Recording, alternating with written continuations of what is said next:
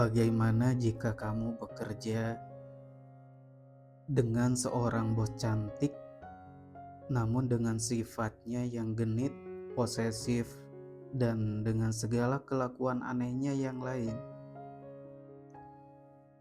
yang terkadang sampai membuat ilfil? Namaku Ari, aku seorang sarjana ekonomi dan pengangguran. Sudah lebih dari 3 tahun lamanya. Memang setelah lulus kuliah sangat sulit untuk mencari pekerjaan. Bukan karena tidak ada yang cocok, namun tidak ada yang mau menerimaku. Ya, seperti itulah nasibku.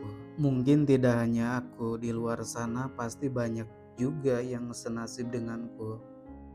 Untuk memenuhi kebutuhanku sendiri, aku bekerja serabutan. Apapun aku lakukan demi menghasilkan cuan. Namun lebih sering aku ikut dengan temanku sebagai sopir tour and travel. Lumayanlah, sembari jalan-jalan dibayar pula. Meskipun tidak bisa untuk penghasilan paten, namun sudah cukup untuk uang jajan dan nongkrong bersama teman.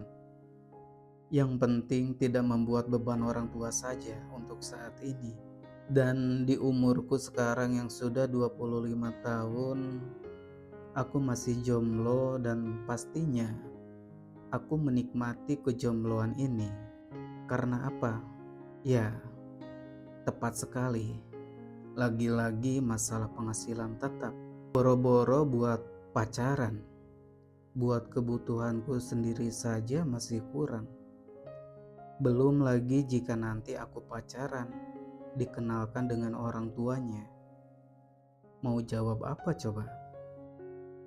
Namun semua itu berubah ketika sore ini aku dan sahabatku yang bernama Fazri nongkrong di sebuah warung kopi langganan kami. Fajri sendiri bekerja sebagai satpam di rumah bos besar yang memiliki beberapa perusahaan katanya. Ar, kamu mau kerjaan gak? Wah, ya maulah bro. Emang kerja apaan? Tanyaku penasaran dan ku tatap serius sahabatku itu. Sopir sih, itu anaknya bosku sedang mencari sopir pribadi. Boleh. Ngomong-ngomong, anak bos kamu cewek apa cowok nih? Ucapku sembari ku ambil sebatang rokok tanpa permisi. Nah ini nih, anaknya cewek cakep. Bodinya bro, wih, mantep pokoknya. Gak bakalan nyesel deh lu, kata Fajri menggebu-gebu menceritakan. Seketika itu pikiranku melayang bersamaan dengan asap rokok yang aku hembuskan. Anganku berpetualang tak tentu arah. Cocok nih, bolehlah kalau begitu. Ku tatap kembali si Fajri, namun ekspresinya mencurigakan. Seolah-olah ada yang dia sembunyikan. Oke, kalau begitu deal ya. Besok aku bilang ke Bu Bos kalau aku sudah dapat sopir untuknya. Jangan lupa kamu siapin tuh berkas lamarannya. Oke dah, siap. Daripada nganggur gini gak ada pemasukan juga kan. Saat itu aku tidak mencari tahu karakter orang yang akan menjadi atasanku. Ya, karena lagi butuh uang saja apapun pasti kulakukan, asalkan halal. Hari berikutnya Fajri datang ke rumahku masih dengan seragam dinasnya. Ar, besok pagi kamu ikut denganku ya. Pakai pakaian yang rapi. Tadi Bu Bos sudah aku beritahu, katanya besok kamu disuruh datang untuk interview. Aku terkejut dengan perkataan Fajri barusan. Apakah ini yang namanya jalur dalam? Seandainya banyak teman-temanku yang sukses mengajakku bekerja seperti Fajri. Oke dah, siap, tapi kamu jemput aku loh, pintaku. Lantas Fajri menyodorkan jempolnya ke hadapanku. Kemudian aku bersiap melengkapi berkas-berkas yang aku perlukan. Bro, berkasnya yang komplit ya, kata Fajri mengingatkanku. Lah kan cuman sopir saja bro. Yang penting kan SIM dan data diri. Harus komplit bro. Ijazah terakhir juga. Terus CV, foto juga. Aku mengiyakan saja dengan semua syarat yang Fajri sebutkan. Maklumlah baru butuh sekali pekerjaan. Malam harinya terlintas di pikiranku seperti apa bosku kelak. Aku hanya bisa berharap semoga saja atasanku nanti tidak galak. Tidak merepotkan, pokoknya yang baik-baik aja lah. Pagi hari sesuai janji Fajri menghampiriku dan dibunyikan klakson kendaraannya berulang-ulang. Iya sabar, baru juga jam segini. Biasanya kan kamu juga berangkatnya agak siang. Kataku dengan sedikit kesal dengan suara klakson kendaraannya yang berisik. Udah ayo buruan, Bu Bos keburu pergi, nanti kamu gak jadi kerja. Ya. Segera ku ambil tas dan berkas lamaran yang kemarin aku susun. Dan kami pun segera berangkat.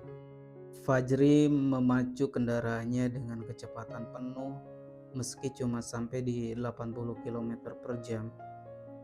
Itu pun dengan sesekali tersendat-sendat.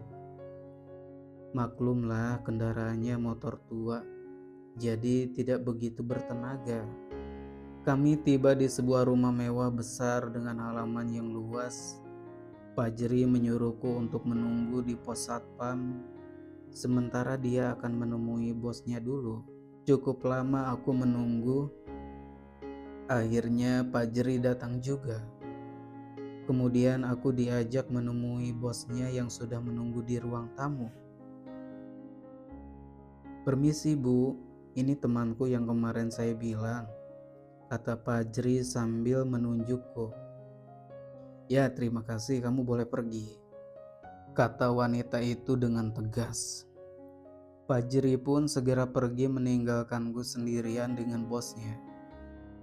Silakan duduk dulu, kata bos itu. Aku segera duduk sesuai perintahnya. Di hadapanku duduk seorang wanita cantik sedang bermain HP dengan rambut berwarna coklat. Benar, kata Fajri, dia sangat cantik.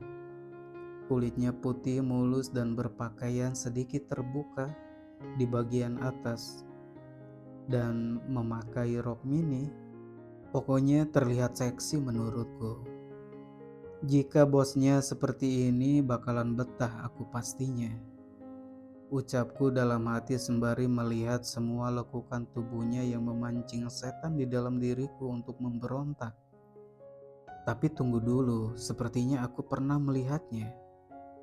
Tapi di mana ya? Apa di kampus? Biarlah.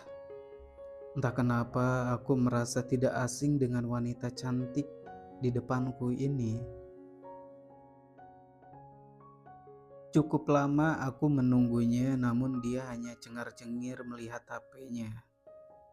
Hingga akhirnya dia menoleh ke arahku. Oh iya, mau apa kita? Kata wanita itu. Tadi ibu menyuruhku ke sini kan? Aku terheran dengannya untuk sekejap. Oh iya lupa, kita akan interview, kata wanita itu. Kemudian ia beranjak dari tempat duduknya untuk melihatku dan perlahan mendekatkan mukanya ke arahku dengan tatapan yang serius. Aku menjadi sangat gugup. Kutelan saliva dan sembari sedikit memundurkan tubuhku ke belakang karena dia semakin mendekat. Menyadariku sedikit menghindar, wanita itu lantas duduk kembali. Siapa namamu? Tanyanya dengan serius. Saya Ari Bu. Oh ya, usia berapa? 25 tahun Bu. Sama dong, katanya sembari membuka-buka berkas lamaranku. Lulusan S1 ya? Sudah punya pacar? Tanyanya dengan fokus merapikan berkas lamaranku kembali. Maaf Bu, tadi tanya apa ya? Wanita itu mendekat kembali padaku dan bersandar di meja dengan tatapan yang genit. Sejenak kulihat pemandangan yang indah di depanku. Saya bilang sudah punya pacar. Katanya menekankan suaranya. Belum Bu. Ya iyalah, pengangguran masa punya pacar. Mana ada yang mau? Ucapnya dengan sedikit ketus. Aku terheran dengannya, untuk apa juga dia menanyakan sesuatu yang tidak penting seperti itu. Lagian, apa pula motifnya bertanya seperti itu kalau akhirnya mengeluarkan kata yang menohok. Oke, berhubung kamu jomblo, selain jadi sopir pribadi saya, kamu juga aku angkat jadi asistenku. Kemanapun saya minta diantar, kamu harus siap. Ucapku terkejut meski dalam hatiku senang, namun ada yang mengganjal juga, seperti ada sesuatu yang merepotkan di kemudian hari. Tapi yang jadi pertanyaanku, ini benar bosku bukan? Kenapa dia aneh seperti itu? Kenapa tingkahnya seperti itu? Lagian aku melamar sebagai sopir. Kenapa juga harus jadi asisten?